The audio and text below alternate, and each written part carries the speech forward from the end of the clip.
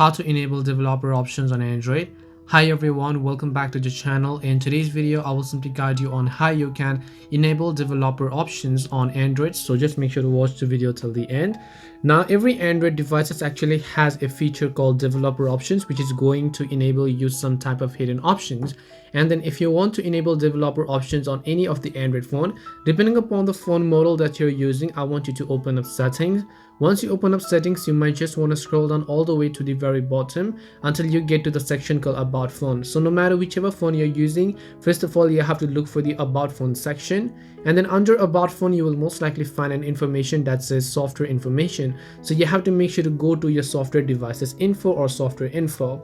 Now, once you go to software information, right over here, you'll find an option that says build number. Now, again, you just have to look, which is the bottom line is an option called build number. So whichever Android phone you're using doesn't matter, you will always have the build number option.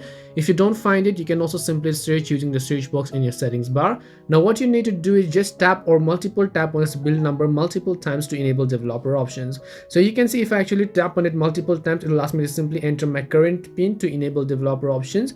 Once I enter my current pin, now here you can see the pop-up that says developer mode has been enabled. Now, just to access it, I'm just going to come back over here, and then if I scroll down here, you'll find the option called developer options. If I tap on the developer options button right over here, you can see all the hidden features that I have on my developer options. Now I can do whatever else I prefer, but I always recommend you not to miss the setting because sometimes you may not know what you're doing in the first place. So only if you know what you're doing, I want you to mess with this, or else I just recommend you to leave it untouched. So I hope this video helped you as to how you can enable developer options on Android. We hope the video was really helpful, and if it did help you, make sure to leave a like and subscribe to the channel.